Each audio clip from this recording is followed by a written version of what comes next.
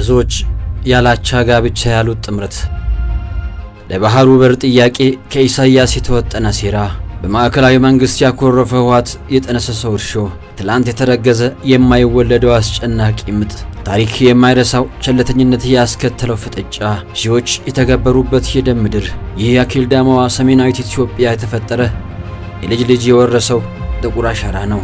ሰሞንኛው ቃል ጽምዶ የሻቢያና የህወሓት የበሬ ካራጁ ብሎ የጠላት ወዳጄ የሚል ትርክት ያጣምረው የጅብና የአህያ ተረት አፍላ ፍቅር ወዲህ የጥይት ድምፅ የሰለቸው ምስኪን ህዝብ ጉልምስና የናፈቀው የሰሜን ወጣት መስዋዕትነት አላልፍላት ያለች የዛች ትግራይ እናት ያልታበሰ እንባ ወዲያ ማዶ በልቶ ማደር ብርቅ ሆኖባቸው ለጦርነት የሚማገዱ ታዳጊዎች ደሞ ስቃዩ አላባራ ያላቸው የዛ ሰፈር ሴቶች ሲቃ በመቁረቢያ እድሜያቸው በስጋት የሚኖሩ አባቶች ወልዳ የመከነች አሳድጋ ጧሪ ያጣች ማማ ይህ ዘወትር የጥይት ድምፅ ከማይጠፋበት ከትግራይ ሰማይ ስር የሚሰማው አይታ ነው። ይህ ስልጣኔን ቀርማ ካስረከበች የአባቶች ምድር የሚጎሰም ነጋሪተ ጦር ነው። የአንድ አባት ልጆች የዘወትር ንትርክ ጠፋ ሲሉት እንደ ረመጥ ከተዳፈነበት ወጥቶ የሚፋጅ እሳት 100 ዓመታትን አልፎ ዛሬም ድረስ የዘለቀ መንግስታት ወርዶ ቢተካኩ እንኳን ያልሰከነው ውጥረት እያደር ጎምርቶ ይኸው ከሰሞኑ ጥዘቱ ተካሯል።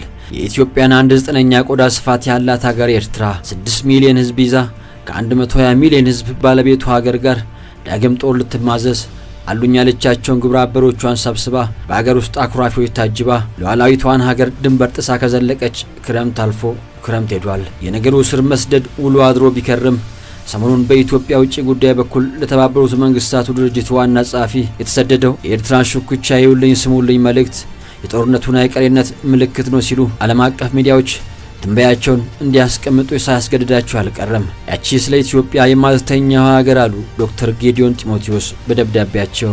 ያቺ ለኢትዮጵያ የማልተኛው ሀገር ሉዓላዊቷን ሀገር ተዳፍራለች። ድንበር አልፋ መጥታ የአልጀርሱን ስምምነት ጭምር ጥሳለች። ይባስ በውስጥ ጉዳይ ገብታ በማያገባት የራሷ ሲያርባት እንዲል ሆናለች። የውስጥ አኩራፊ ታጣቂዎችን በገንዘብ በመሳሪያና በሞራልም ጭምር የኛ ልጅ በርቺ ሆላንድ አትረቺ አይነቱን የአገሬን ጭብጨባ እየለገሰች ነውና ተውበሏት ያቺን ሰው ለተመዱ ዋና ጸሐፊ የተላከ ደብዳቤ የውስጥ ገጾች ኃይለ ቃላት የታከሉበት የይውልኝ ስሙልኝ ክታብ ነበር። የክሱ ባለቤቶች የደርግን መንግስት ለመጣል የተጣመሩት ነገር ግን የዘመን ባላንጣዎቹ የአዛውንቱ ኢሳያስ ሻቢያና ደብረጽዮን እኔ ካልመራሁት የሚለው በምርጫ ቦርድ ህጋዊ እውቅናው የተነጠቀ ህወሓት ለችሎቱ ዋና ዳኛ ሲገልጹ ጅራፍ ራሱ ገርፎ ራሱ ይጮሃል አይነት ተመሳሳይ ማስተባበያ ሲሰጡ ግንኙነታቸውን ግን ሳይክዱ አልቀሩም። ድንበር ከፍተን የህዝብ ለህዝብ ግንኙነታችንን ለማሳደግ በጋራ እየሰራን ነው የሚል የምንታመጣላችሁ መልእክት አክለዋል። ብዙዎች በጥርጣሬ አይን ያዩት የሁለቱ ያልተለመደ ጥምረት የህዝብ ለህዝብ ግንኙነቱ ሽፋን ነው ሲሉ ገልጸውታል። የቀድሞ የህወሓት ከፍተኛ አመራር የነበሩት ጀነራል ጻድቃን ገብረትንሳኤ ከኤንቢሲ ኢትዮጵያ ጋር በነበራቸው ቆይታ የህወሓት አመራሮች ወንጀላቸውን ለመደበቅ የሰሩት የጦርነት ምሽግ ነው፣ እቺንማ አብረን እያለን እናውቃታለን ወንሽን ፈልጊ ሲሉ በተለይ የጊዜያዊ አስተዳደሩ ፕሬዝዳንት ይህንን የህወሓትና የኤርትራን ጥምረት ባለመቀበላቸው ሌላ እርምጃና ግፊት የተደረገባቸው እንደሆነም ገልጸዋል። ከማዕከላዊ መንግስቱ ጋር እየሰሩ የሚገኙት ጌታቸው ረዳ በበኩላቸው የትግራይ ህዝብ በጽምዶ የሴራ ወጥመድ መቼም አይጠመድም ለማያውቁሽ ታጠኝ የሚል ምላሽ ለህወሓት አመራሮች መልሰዋል። ምንም እንኳን የትግራይ አክቲቪስቶች ምልከታቸው ላይ የቅል ቢሆንም እውነት የትግራይ ህዝብ በጥምረቱ ደስተኛ ነው ወይ? ያም ሆነ ይህ ግን በውጥረቱ ዙሪያ የፖለቲካ ተንታኞች ይናሉ። የውስጥ ችግሮቿን የቤት ስራ ያልተወጣችው ኢትዮጵያ ሌላ ፈተና ከጎረቤት ሀገር ኤርትራ የገጠማት ይመስላል ሲሉ ይጀምራሉ። ጥምረቱ እውነት ከሆነ ዓላማው ምንድነው? እስከ መስ ድረስ ሊዘልቅ ይችላል? ምናልባት ሌላ ደም አፋሳሽ ጦርነት በቀጠናው ሊቀሰቀስ ይችላል? የብዙዎች ስጋት ነው። የፌዴራል መንግስት የሁለቱን ጥምረት እስከዛሬ በዝምታ መመልከቱ የብዙዎች ጥያቄ ሆኗል። የሁለቱ ጥምረት አሁን ላለበት ደረጃ ዋጋ ያስከፈለው የመንግስት ዝምታ ሌላው ቢቀር ሉዓላዊ ድንበሩን እንኳን ማስከበር ነበረበት ሲሉ ሌሎች በፊናቸው ኢትዮጵያ ከኤርትራ ጋር ጸብ ውስጥ ደፍራ የምትገባ ከሆነ የውስጥ ችግሮቿ ታክሎበት አደጋ መሆኑን ስለምታውቅ ነው ዝምታን መርጣ ወደ ተባበሩት መንግስታት ድርጅት ደብዳቤ መስደዷ ይላሉ።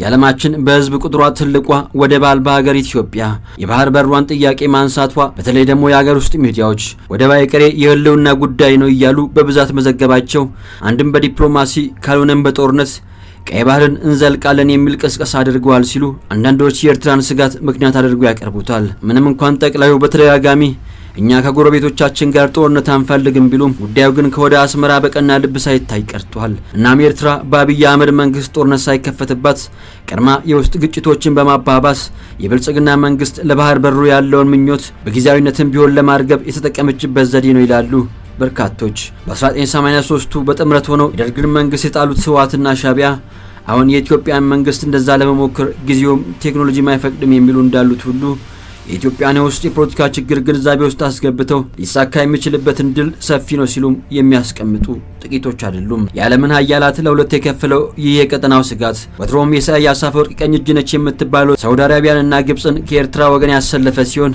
የተባበሩት አረብ ኤሚሬቶች ከኢትዮጵያ ወገን ቀንደኛ ወዳጅ ነው በጉዳዩ ዙሪያ መምጣታቸው ስጋቱ የአካባቢውን ጂኦፖለቲካ ምን ያህል እንደሚረብሽ ለማወቅ ሙዜ መላጥ ያህል ቀላል አድርጎታል ይባልለታል። በህዳሴው ግድብ አሁንም ኩርፊያ ላይ ያለችው ግብፅ ኢትዮጵያ ግድቡን ውሃ ስታስተነፍስ በጎርፍ እያጥለቀለቀችኝ ነው ብላ ክስ ከምታቀርበው ሱዳን ጋር በመጣመር ጦር መሳሪያ ለኤርትራ እያስታጠቁን የሚሉ ምንጮች እንዳሉ ሆነው አሜሪካና የአውሮፓ ህብረትም ለጊዜው ዝምታን የመረጡ ቢመስሉም የኃይል ሚዛናቸው ወዴት ሊያመራ እንደሚችል የፖለቲካ ተንታኞች ቅድመ ትንበያቸውን አስቀምጧል። በፕሪቶሪያው ስምምነት እኔም መካተት ነበረብኝ በሚል አኩራፊ የነበረችው ኤርትራ 60 ሺህ የሚሆኑ የአማራ ታጣቂዎችን አሰልጥና አስታጥቃለች የሚል ክስም ይቀርብባታል።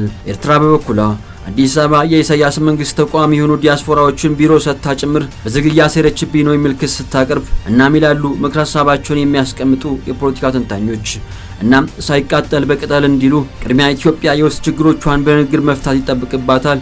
የባህር በር ጥያቄዋን ከቀጠናው ሀገራት ጋር ሰላማዊ በሆነ መንገድ እንዴት በጋራ ተጠቃሚነት የወደብ ባለቤት መሆን ይቻላል የሚለውን ሀሳብ ከኤርትራ፣ ከጅቡቲ፣ ከሶማሊያና ከኬንያ ጋር መምከር ይጠበቅባታል። ኤርትራን ጉዳዩን በቀናናት በመመልከት ሉዓላዊ ክብሯን ሳይነካ የኢትዮጵያን ጥያቄ በቅንነት መመልከት አለባት ይላሉ አሸማጊያዎቹ።